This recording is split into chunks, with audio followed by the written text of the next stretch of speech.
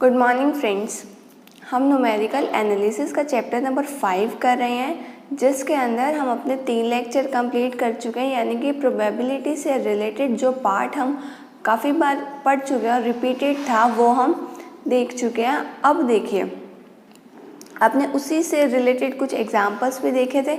अब आज के लेक्चर में हम नया टॉपिक कर रहे हैं और उस टॉपिक का नाम है मीन एंड वेरिएंस। तो mean and variance of a random variable क्या है, सबसे पहले हम वो समझेंगे, देन उसी के कुछ न्यूमेरिकल्स देखेंगे। तो चलिए देखते हैं mean and variance of a random variable क्या है। देखिए, मीन चाहे रैंडम वेरिएबल का हो या कुछ टर्म्स का हो, मतलब तो किसी भी चीज़ का वही रहता है ना। तो देखिए, मीन आज तक जब हमने इस मीन वर्ड का यूज़ किया तो एवरेज के लिए किया था। यानी कि ये एक ऐसा टूल है, एक ऐसा मेज़र है जिसके हेल्प से हम एवरेज वैल्यू को फाइंड आउट कर सकते हैं। ठीक है, और ये बहुत यूज़फुल है। देखिए, जब आपके पास टोटल नंबर ऑफ़ आइटम बहुत ज़्यादा वास्ट हो और आपसे कोई एक स्पेसिफिक नंबर पूछ ले, बेशक वो एग्जैक्ट ना हो, मान लो जैसे हम एग्ज़ाम देते हैं, ठीक है। अब उस दिन एग्ज़ाम वाले दिन हमारे दूर के रिश्तेदारों की भी कॉल्स आती हैं कि रिज़ल्ट कैसा रहा। जिस दिन रिज़ल्ट आता है तो देखिए, हम उन्हें ऐसे नहीं बताते कि मेरे हिंदी में 67 आए, मेरे मैथ्स में 98 आए, मेरे साइंस में 92 आए, मेरे इंग्लिश में 89 आए। ऐसे हम नहीं बताते। हम क्या बोलते हैं, मेरे 78% आए या मेरे 85% आए। यानी कि हम बहुत सारे केसेस ऐसे होते हैं जिसके अंदर पर्सन पूरी रेंज को ना जानकर सिर्फ एक एवरेज वैल्यू को जानना पसंद करता है। ठीक है, आप उन्हें बताएंगे भी ना अपने 6 सब्जेक्ट्स के मार्क्स, तो उन्हें इंटरेस्ट भी नहीं आएगा। सभी परसेंट पे, मतलब कि एवरेज पे ही इंटरेस्टेड रहते हैं, क्योंकि एवरेज एक बहुत शॉर्ट वैल्यू है और याद रखने में भी आसान है। तो देखिए, मीन का काम क्या था, मीन हमारे पास एक एवरेज वैल्यू थी ताकि हम एवरेज को लोकेट कर पाएँ। ठीक है, अब देखिए, लेकिन आपको मैं एक एग्जांपल देती हूँ। देखिए, मैं अपने 2 साल के मार्क्स लिख रही हूँ। मैंने क्लास 11th के अंदर अपना जो स्कोर किया था वो देखिए किस टाइप से किया था। सेमेस्टर 1 में 60%, सेमेस्टर 2 में 60। आजकल तो 2 ही सेम रहते हैं, लेकिन पहले 3 भी थे, तो सेमेस्टर 3rd में भी 60। तो मेरी एवरेज क्या आएगी, 60। ये कोई पर्सन ए है मान लीजिए, ठीक है, और एक मेरे पास पर्सन बी है मेरी ही क्लास का, और उसके मैं क्लास 11th के उसके मार्क्स कंपेयर कर रही हूँ। देखिए, ये जो बी है, देखिए ए तो मैं खुद हूँ और बी जो है उसने स्टार्टिंग की क्लास 11th में पढ़ना शुरू नहीं किया था, तो उसके मार्क्स आए थे 50। फिर उसने थोड़ा थोड़ा पढ़ना स्टार्ट किया तो 60, देन आफ्टर डैट फाइनल्स में 70।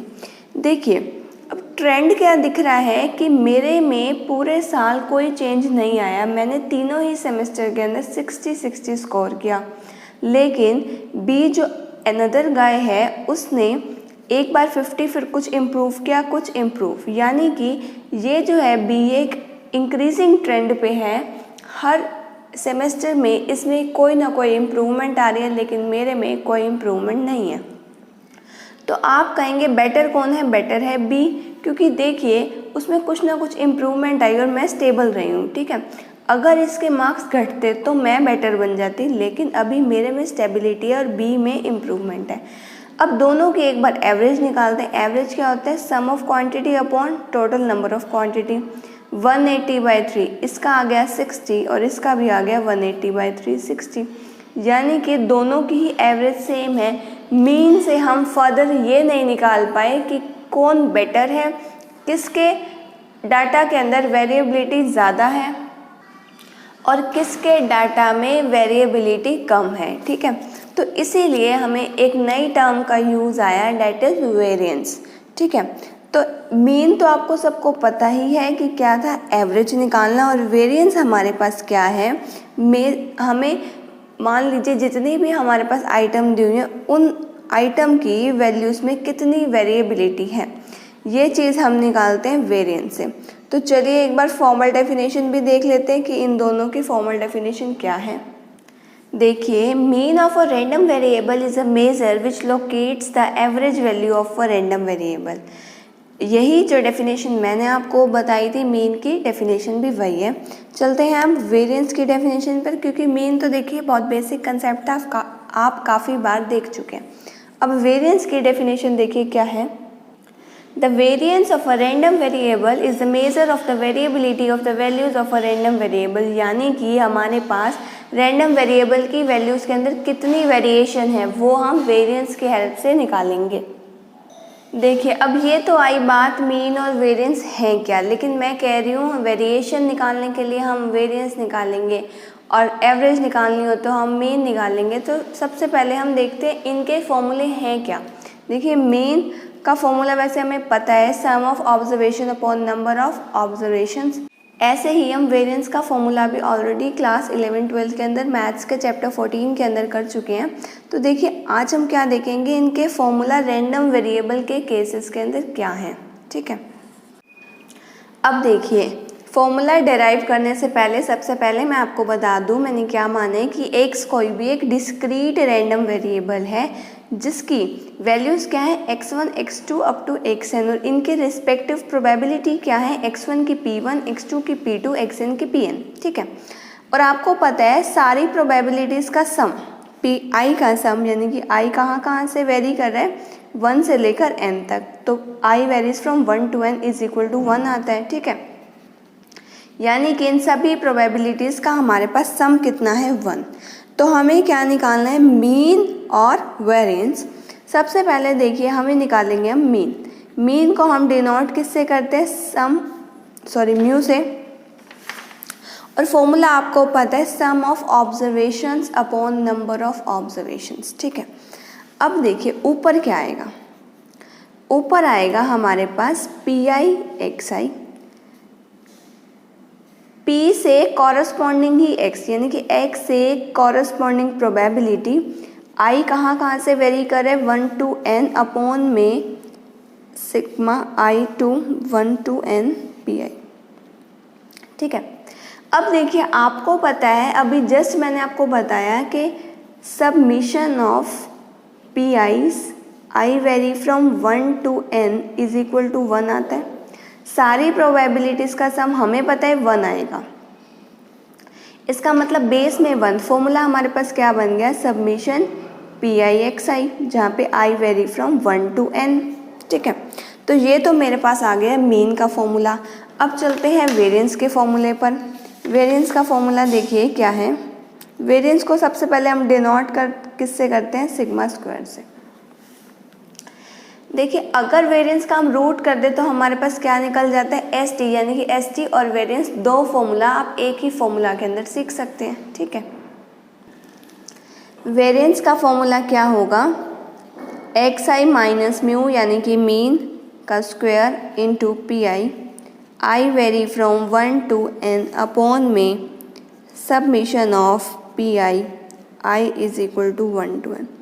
अब बताने की ज़रूरत नहीं है, आपको ऑलरेडी पता है मीन के फॉर्मूले से भी submission I vary from 1 to n PI होता है 1, बेस बन गया 1, यानी कि हमारे पास वैल्यू क्या आ गई, XI माइनस म्यू का whole square into PI where I varies from 1 to n। ठीक है, अब देखिए क्या इसको मैं एक्सपेंड भी कर सकती हूँ, तो मैं XI माइनस म्यू का होल स्क्वायर वैल्यू खोल रही हूँ, साथ में सबमिशन और PI तो मैं एज इट इज़ लगाऊंगी ही। देखिए XI माइनस म्यू का होल स्क्वायर की फर्स्ट टर्म क्या आएगी, देखिए XI का होल स्क्वायर, यानी कि सबमिशन मेरे पास I vary from 1 to n as it is, first term XI का स्क्वायर इंटू में PI। ठीक है, या PI XI का स्क्वायर लिख दीजिए, बात एक ही है, plus I vary from 1 to n, second term मेरे पास क्या आ जाएगी, plus A square plus B square ना, क्योंकि A माइनस बी के होल स्क्वायर का फॉर्मूला होता है A square plus B square plus 2AB। ठीक है, अब मैं सेकेंड वाली टर्म लिख रही हूँ, mu square PI plus submission I is equal to 1 to n। देखिए सेकेंड वाली टर्म, सॉरी -2ab आएगा यहाँ पे, क्योंकि माइनस वाली आइडेंटिटी खोल रही हूँ, तो माइनस में 2ab म्यू xi pi। ठीक है, देखिए यहाँ पर मैंने क्या किया, इस एक्सपेंशन को एक्सपेंड किया। ठीक है, यानी कि इसका स्क्वायर खोला। अब देखिए xi और pi दोनों ही i के टर्म्स में है, तो ये वाली टर्म तो हम रख देंगे as it is. i varies from 1 to n, xi का स्क्वायर pi सिंपल। प्लस में देखिए म्यू को i के टर्म्स में, देखिए म्यू i नहीं है, सिर्फ म्यू है, म्यू कोई कांस्टेंट है, म्यू स्क्वायर बाहर आ जाएगा। i varies from 1 to n pi minus में 2 म्यू बाहर, submission i from 1 to n x pi xi। ठीक है, अब आपको अभी जस्ट आपने किया है कि submission of P I x I क्या होता है, summation of P I x I होता है मीन। ठीक है, और मीन को हम डिनोट किससे करते हैं, म्यू से। यानी कि हमारी ये जो थर्ड टर्म है ये और कुछ भी नहीं बल्कि म्यू की वैल्यू है। ठीक है, मीन के फॉर्मूले से आपने इसकी वैल्यू म्यू पुट कर देनी है। यानी कि देखिए अगर मैं एक बार के लिए बाकी टर्म्स तो रख लूँ एज इट इज़, या एज इट इज़ भी क्यों, मुझे जिनकी वैल्यू पता है वो तो मैं पुट कर सकती हूँ ना। सबमिशन ऑफ ऑल प्रोबेबिलिटीज़ क्या आता है, हमेशा 1 - 2 म्यू, इसकी वैल्यू म्यू। ठीक है, देखिए अब मेरे पास क्या आ गया, summation of P I x i का square where i varies from 1 to n plus mu square -2 mu square. यानी कि अगर इकट्ठा करूँ तो मैं माइनस ऑफ म्यू स्क्वायर लिख सकती हूँ। ठीक है, अब mu is nothing but mean, यानी कि हम इसको क्या लिख सकते हैं, इसको हम अगेन क्या लिख सकते हैं, मीन का स्क्वायर, क्योंकि म्यू हमने मीन को रिप्रेजेंट किया था। यानी कि फर्स्ट टर्म अगर मैं अपनी एज इट इज़ भी रख दूँ पी आई एक्स आई। ठीक है, और देखिए इसके बाद माइनस ऑफ मीन का स्क्वायर लिख दूँ तो भी ठीक है। और मीन का आपके पास फॉर्मूला भी आपको पता है। देखिए मीन का फॉर्मूला मेरे पास क्या है, first term as it is, या देखिए P I x I minus में आई, तो देखिए 1 to n ही वेरी कर रहे हैं। मीन का आपको फॉर्मूला पता है क्या है, summation of P I x I varies from 1 to n का होल स्क्वायर भी है। ठीक है, यानी कि फाइनली मेरे पास जो आपको वेरिएंस का फॉर्मूला क्वेश्चन के अंदर यूज़ करना है वो मेरे पास ये है। अगर आप डायरेक्ट फॉर्मूला भी याद कर लें तो भी कोई बात नहीं, कहीं बार 2 मार्क्स के अंदर वेरिएंस का प्रूफ आए तो आए, लेकिन 6 के लिए ये क्वेश्चन नहीं है। ठीक है, तो देखिए ये तो था मीन और वेरिएंस का फॉर्मूला। अब आपको एक छोटी सी बात मैं और बताऊं अगर, तो देखिए क्या है, ये तो मैंने पी आई एक्स आई की टर्म्स में फॉर्मूलाज निकाले। अब देखिए हमारे पास, आपको सेकेंड सेमेस्टर में भी आपने पढ़ रखा है कि एक्सपेक्टेड वैल्यू यानी कि ई ऑफ एक्स क्या होता है, मीन।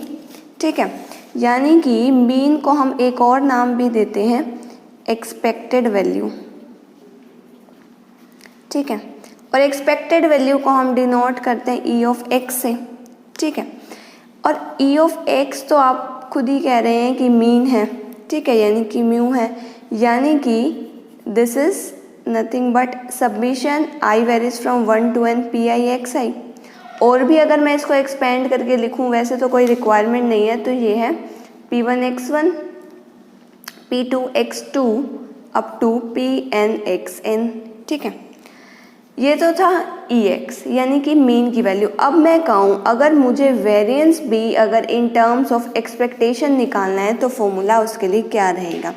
देखिए फॉर्मूला मेरे पास रहेगा वही जैसे आपने सिंपल अभी जो मैंने आपको सबमिशन वेरिएंस का फॉर्मूला डिराइव करके दिखाया, वहाँ से भी आप देख सकते हैं। अगर मैं एक्सपेक्टेशन ऑफ एक्स स्क्वायर निकाल दूँ माइनस मीन का होल स्क्वायर।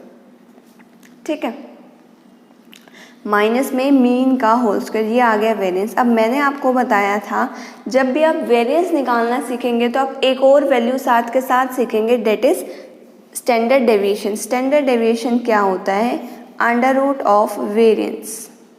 वेरिएंस आपको पता है ये है, यानी कि मेरे पास स्टैंडर्ड डेविएशन की वैल्यू आ गई E of X square minus E of X का होल स्क्वायर। ठीक है, तो ये क्या आई मेरे पास स्टैंडर्ड डेविएशन की वैल्यू। अब आपके पास इस वीडियो के अंदर आपने क्या किया, मेन वेरिएंस के फॉर्मूलेस पे फोकस किया, जो कि एग्ज़ाम पॉइंट ऑफ व्यू से इम्पोर्टेंट 2 मार्क्स के लिए हैं सिर्फ, लेकिन जब हम इनके क्वेश्चंस करेंगे तो वो 6 मार्क्स के बहुत इम्पोर्टेंट हैं। तो देखिए आज की वीडियो में बस यहीं तक, इसके एग्जाम्पल्स हम नेक्स्ट वीडियो में देखेंगे। Thank you so much for watching my video. आपको कोई भी डाउट हो तो you can ask me in comment section. Have a nice day.